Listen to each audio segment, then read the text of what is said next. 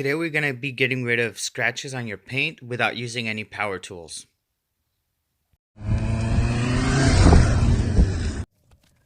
You're going to want to start off by washing your motorcycle and also using the clay and a polishing compound to get rid of all the contaminants on the surface and even some of those light scuffs that are going to be removed with this process.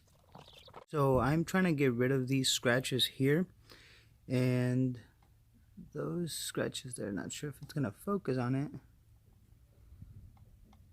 Those scratches there. Anyway, you can see those scratches, and these are less deep than that. And I've already gone through all the other steps to get rid of all the contaminants on the surface. If you don't get rid of those contaminants, you're gonna create more scratches instead of getting rid of scratches. I'm gonna go with 1,000 grit and then a 2,000 grit to finish it off, and then I'm gonna polish. I feel that if you need to go into the 600s, maybe even 400s, you're probably in territory where you should just leave it to the pros. So I'm going to show you the results that I get, and hopefully they're as good as I think they're going to be. But let's get right to it. I'm not sure if you can see it there, but I have a measuring cup basically with warm water, and the sandpaper itself has been sitting in there for a few hours now, and the reason for that is I want to make sure that there isn't any contaminants in the sandpaper itself. So I ran it through water first, made sure the water was warm, ran it through water, got rid of as many contaminants on the surface, just from storage and stuff. And then on top of that, I have it in warm water, and that way I have that water readily available so I can continue to lubricate the surface. And I also have the instant detailer that came with the clay bar. Then remember, you really want to have a lot of lubrication. If you don't have enough lubrication, again, I think you're just going to cause more damage than you're doing good. So be very careful, be very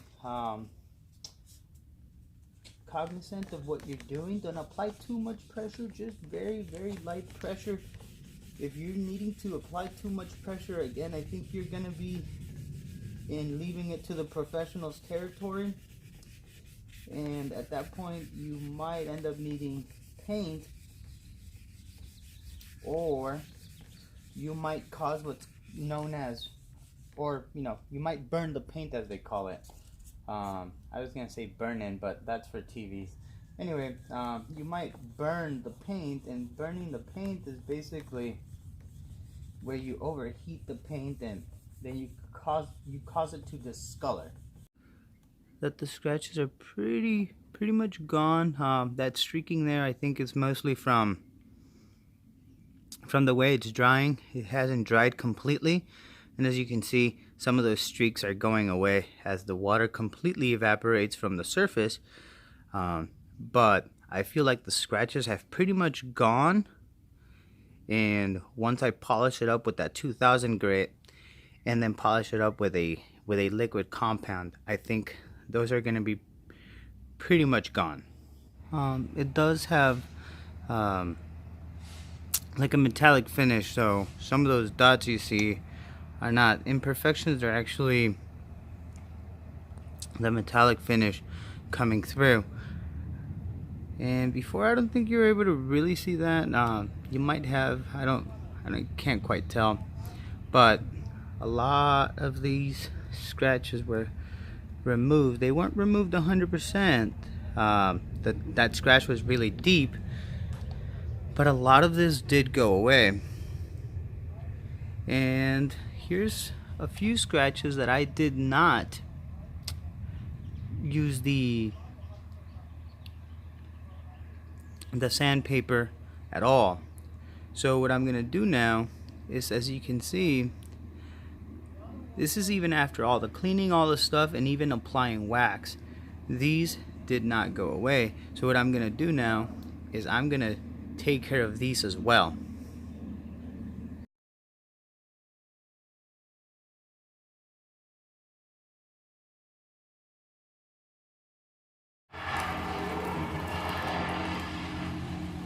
And I'm doing this one on camera because I didn't record the other one.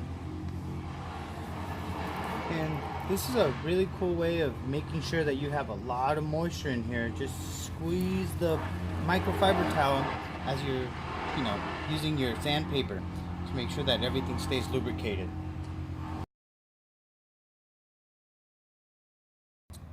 You're still able to see a little bit of it, and that's maybe because it's a little too deep. You could probably go in here with an 800, but I really don't want to go in with an 800. I don't want to remove too much of that clear coat and end up with some of that little bit of burning, because I did end up with a little bit, like the tiniest little bit of burning in here. I'm not sure if it'll show up on camera. It's barely noticeable, but it is there. You don't want to go too aggressive with it, because if you do, you're going to get rid of all the clear coat, and then you're never going to be able to bring this shine back.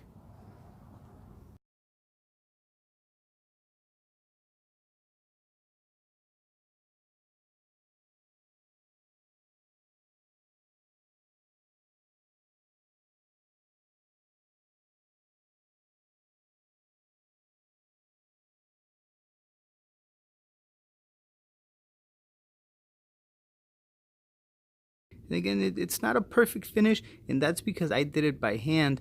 You would probably get way better results if you do it with a machine. But again, when you start bringing in a $200-300 machine, it's not something everybody's going to be able to do or accomplish. So I just wanted to see what you could do doing it 100% by hand.